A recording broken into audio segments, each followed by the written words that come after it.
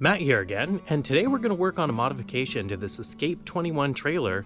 We're going to change the dining room configuration to add an extra single bed at the back and still keep a dining room table. So come and check this out and I'll show you all the steps that we took. So this Escape 21 is a great trailer, but the only issue that my in-laws have who own this trailer is that the bed is a little bit small. So let me show you the bed and I'll show you what we're going to do to solve that problem.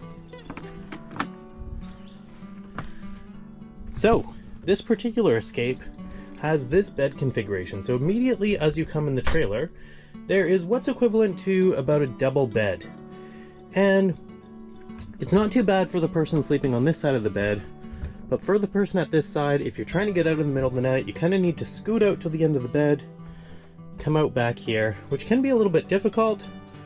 So what we're going to be doing today is we're going to be adding a second bed at the back of the trailer, but we do want to maintain a permanent dinette as well. Let me show you what I'm talking about.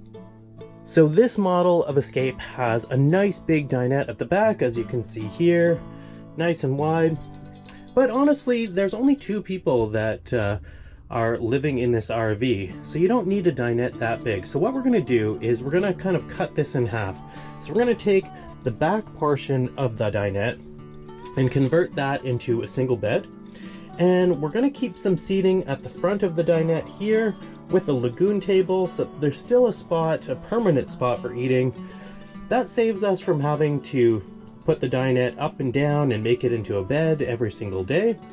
And then it means that the second person can sleep over in this part of the RV and one person in the bed that I showed you previously. No one's trying to climb out of the bed in an awkward way over top of each other. So I think this is going to be a really great addition to this Escape trailer. So the first thing that we've done is we've bought a memory foam mattress. This is a single mattress, and I've just placed it over here on top of the other bed for now, just while we're doing some work. And what we're going to start by doing is removing this table out of here. We're going to take out the cushions. We're going to shorten the cushions, so we're going to only have cushions that go about that long. So we're going to need to get those cushions redone. We'll take those to a professional.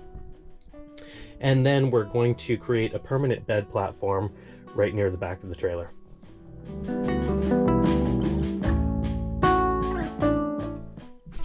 So we're going to do a bit of a test fit of the mattress just to see how much space we're working with. With this memory foam mattress, there was still enough room at either end to comfortably slide the back cushions back in. So this means that we won't need to be customizing these, and they can permanently remain in place. Next up, we had to cut the mattress to make it a little narrower, 30 inches to be exact. This will allow us enough room for a comfortable sleeping area, while also still having room to sit at the dinette. And the great thing about these memory foam mattresses is that they can very easily be trimmed to any size just using a bread knife. Not bad at all. Pretty square. Exactly 30 inches.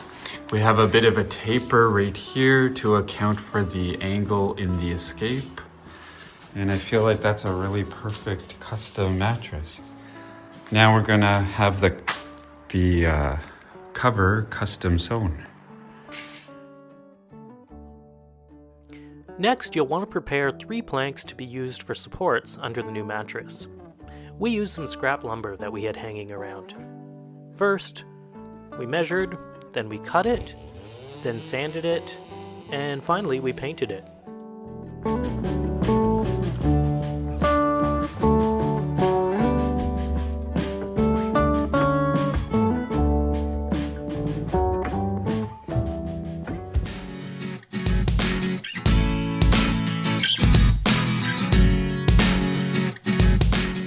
Meanwhile, Dave's mom customized the mattress cover by trimming it down to the new size and sewing it back together. This step is not absolutely necessary, but it makes for a much nicer finished result.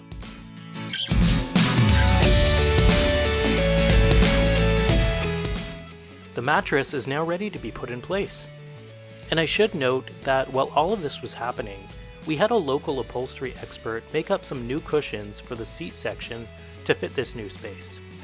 The cost for this was $330 Canadian, but it also included recovering both the bottom and the back cushions with a nice marine vinyl for durability.